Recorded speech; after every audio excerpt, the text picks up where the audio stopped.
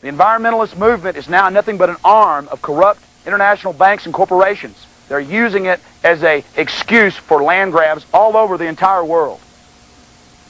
Remember this, and check it out. Executive order. Call the Interior Department. Call Bruce Babbitt. Executive order 12,986. It's important. The modern bureaus of propaganda keep this from you.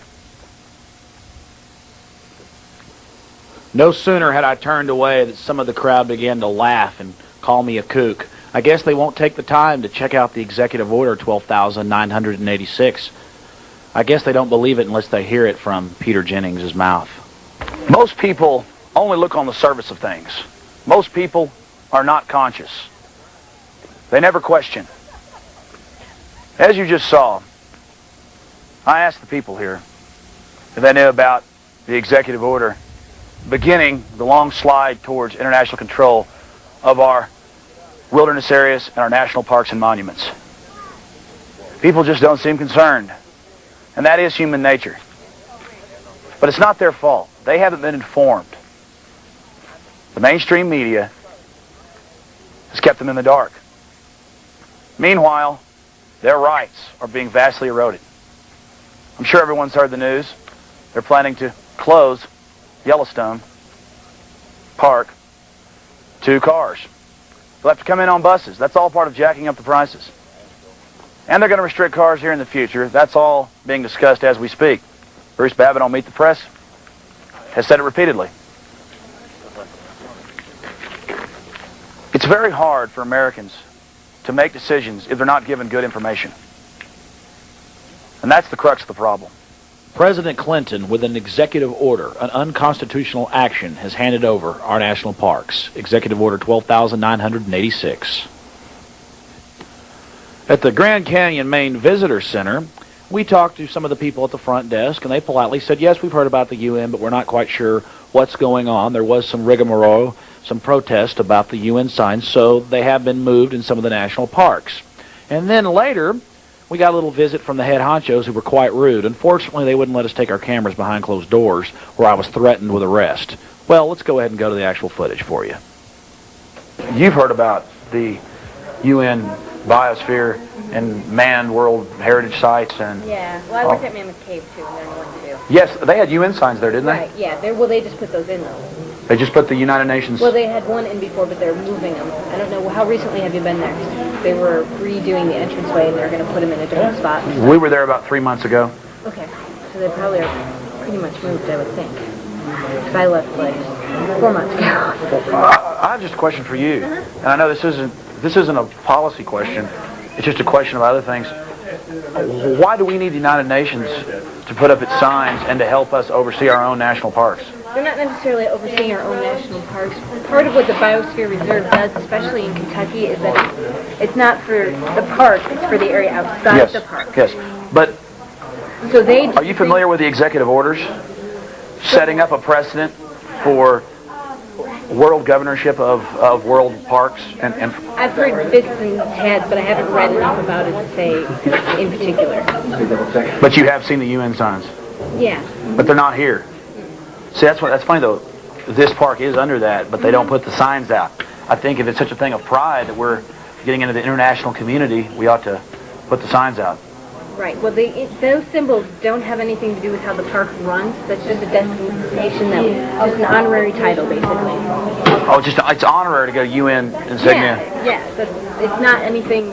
It helps us maybe get some grants with research and things like that, but that's all it does. It doesn't help control the park in any way. You mean international money coming in doesn't affect the way the parks would be run? It's for research and things like that. How does that affect the park? Well, how it affects it is researchers give recommendations to the parks and to the states, locales, and the federal government. Right. And by doing that, they are paying the researchers. That's the key. That's the keystone. That's the Trojan horse. Then they will give the information that the people. You've probably heard the term, if you want a survey, you can pay for whatever you want. You tell them what you want to survey.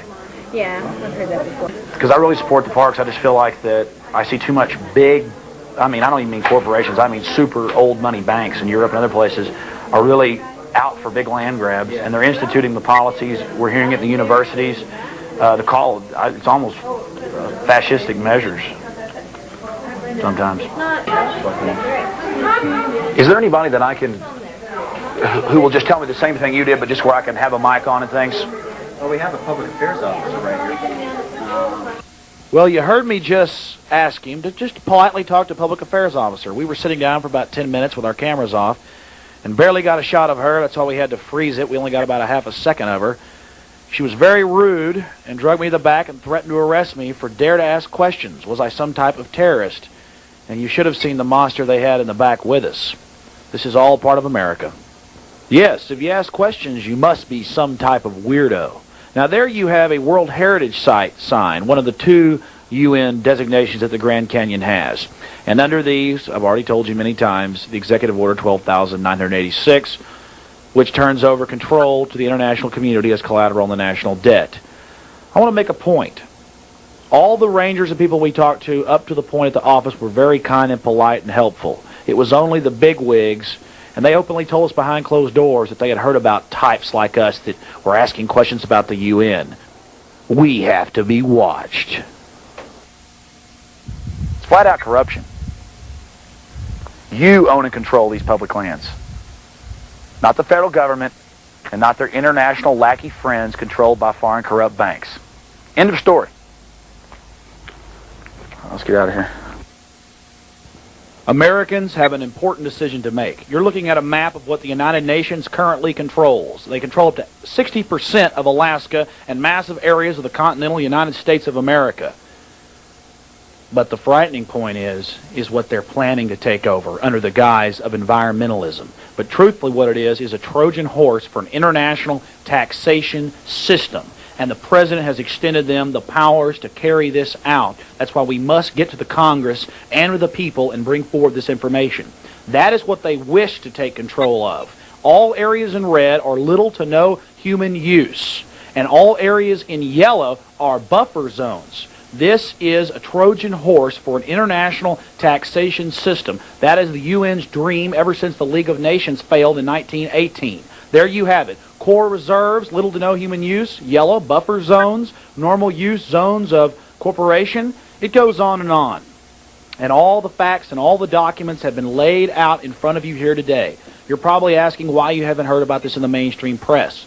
You probably haven't heard about the actual treaties, United Nations Framework Convention on Climate Change. You probably also haven't heard about the people that have been standing up against this. People like Congressman Ron Paul, Republican Libertarian from Texas, who introduced H.R. 901 in the 105th Congress to restore sovereignty to our national parklands. There's the choice. We left northern Arizona and traveled back into California on our way to San Francisco to categorize more loss of U.S. sovereignty with Mikhail Gorbachev at the Presidio Naval Base, also part of a UN takeover through the national park system. But before we did that, we dropped by the Los Padres National Park, also taken over by the United Nations. It seems they've taken over every corner of our civilization.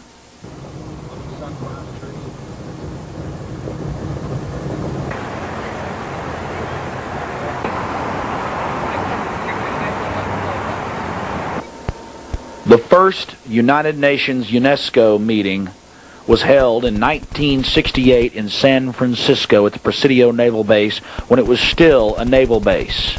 It was then turned over to the Park Service and subsequently turned over to United Nations control. Mikhail Gorbachev has several foundations there. The Gorbachev Foundation and Green Cross and Green Shield.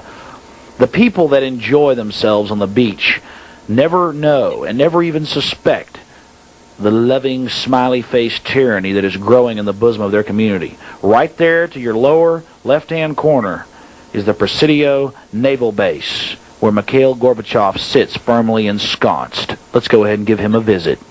This is an aerial photograph of the Presidio Naval Base, and where you see the crooked cross is the place where Mikhail Gorbachev's foundations reside, right underneath the Golden Gate Bridge, just like a troll.